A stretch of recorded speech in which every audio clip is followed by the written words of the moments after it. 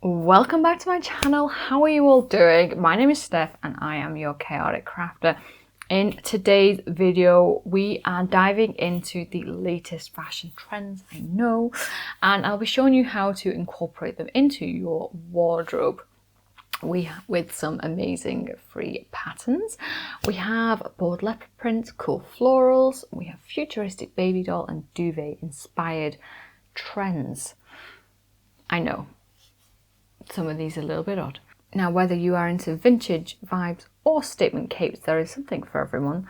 I'll be sharing all the free patterns that I think fit these trends perfectly. Get ready to sew yourself into the latest styles, and don't forget to like, comment, subscribe to keep abreast of all the chaos that I can bring you here on this YouTube channel. We have 20 patterns. We better crack on, eh? And so the trends, I got them from Glamour and Vogue. And if you haven't seen my last video that was the same as this one, just a different season, you can check that out there. So, Glamour, vintage leopard print. I'm not going to lie, this is giving me serious Pat Butcher vibes from EastEnders, if circa, I think, 90s and early 20s, early 90s. If you know, you know. I think leopard print is an extremely bold statement and one that cycles back into fashion all the time. So it's something that you can't really go wrong with. If you were in your 20s or 30s, you can be wearing this again in like your 50s and 60s. Like, it's something that will come back around and we see it all the time. So why not embrace this with like a striking trench coat? Go all out, get your leopard print on with these trench coats. Or if you prefer, maybe something a little bit more tame, maybe a t-shirt or a blouse or even some pajamas or something like that, yeah. I think a pajama set would be really cozy and like a Friday night pamper session in your leopard print pajamas, feeling very on trend, and no one has to see them. So for this, I have the Lita Unisex trench coat from Mood. It's a very basic trench coat. The style is very familiar, and I do think it's one that, as trench coats go, you can't go wrong with. It will always be on trend. We have the Vera knit top by Forget Me Not Patterns. I have actually made this in a mustard color with a like cheap polyester fabric which pilled instantly. It's really annoying. If you have any recommendations to get rid of all the pilling, let me know. But it features a few different sleeve designs, and it is something I actually would like to make again, just with be wary that it's quite a small seam allowance when sewing, especially with knits. Next up, the trend is cool florals. These florals have dark undertones and are reimagined on anything but a frilly frock. They're made for cool weather and even cooler girls. That isn't me. That might be you, but it's not me. I might not consider myself a cool girl, but I actually do quite like this trend, and I like the way that it has been interpreted by Next and Makusa Belina. I love these jackets, and I just think it's not so in your face. If you never liked the cutesy, extremely feminine girly florals, I think these florals might be for you. And I love these jackets. I just think they're really pretty. Now, I do think if you are making a jacket, I do think these patterns are perfect. So you make your own quilted jacket from Simply Sew magazine, and you go through and make the block yourself from your own measurements. And then there's the Mika basic bomber jacket by Tina's Closet, and I think this is useful just as a template if you're making your own cool floral quilted jacket as well.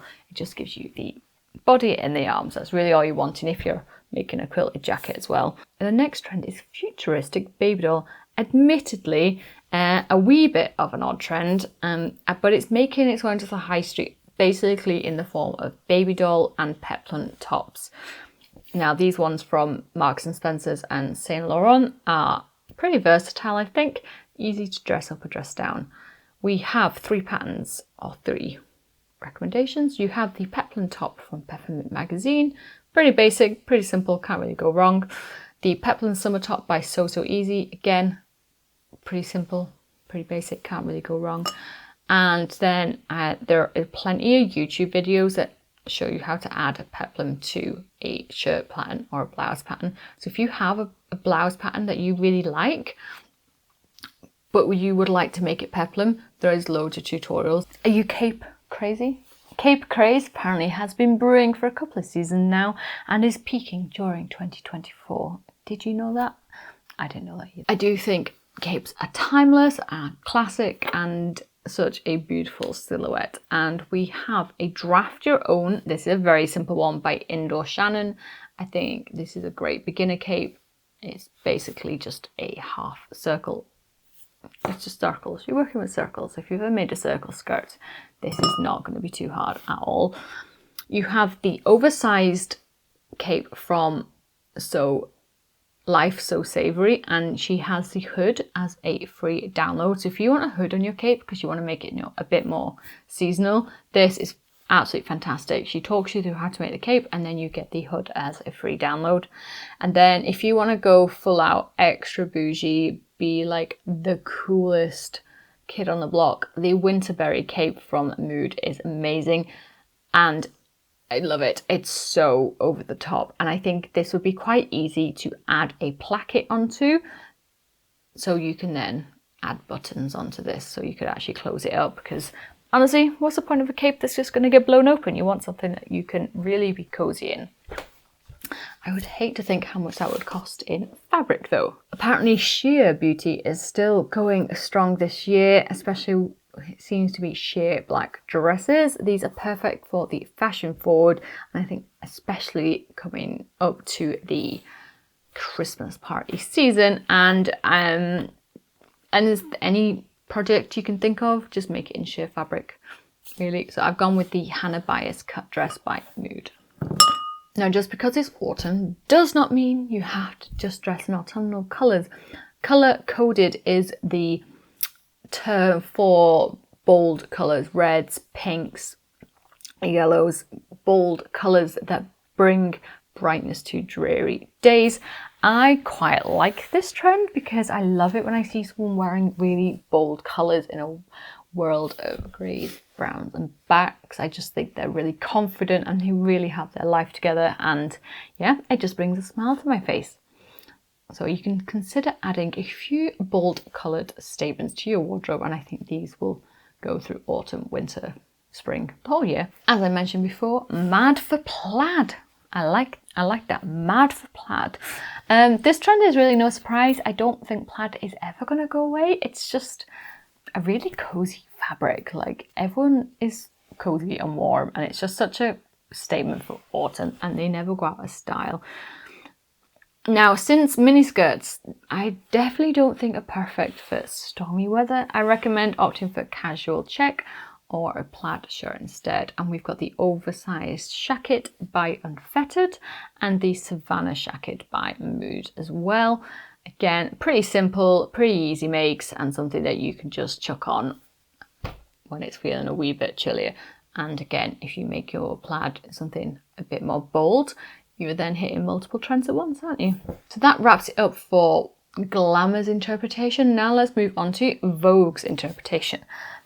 Hitting off strong, they've gone with corporate values. Think big, bold suits. And apparently this is also coming through in neckties, ties. I thought we were past that when I finished high school and, nautical college. But nope, apparently this is, they are playing, let me get this right, because the designers are playing with symbols of corporate power. This trend seems to comment on late stage capitalism and the dismantling of traditional power symbols. Dark grey and black ties are trending. And for this, I've just gone with a simple tie pattern from Mood. Yeah, a nice tie. Mood also have a ton of suits as well, to be honest. The next trend is flight patterns. Think tweeds, herringbone and argyles a la Saltburn. Yeah. Now this trend I can definitely get behind, and stay tuned for my October video where I will be showcasing my British countryside outfit inspirations. I think this will fit into flight flight patterns perfectly. Now, apparently extravagant collars are still trending. Thankfully, by the time it's reached the high street, they have been toned down a bit more to make them slightly more wearable. And I have just a few collar recommendations. You've got the oversized detachable pattern by Tilly and the Buttons and collar number 776 by Grasser. And again, you can make these with the frills, without the frills. You can make them in like a really bold fabric or a neutral fabric, something that matches the coat or not. And yeah, so then you're hitting that collar vibe, but maybe you don't always want to go out with a massive collar as well. Camo apparently has come back with reimagined as Louis Vuitton's so-called camouflage. Designers are connecting to nature with expressive takes on traditional camouflage patterns. So don't expect to blend in. These pieces are head turners.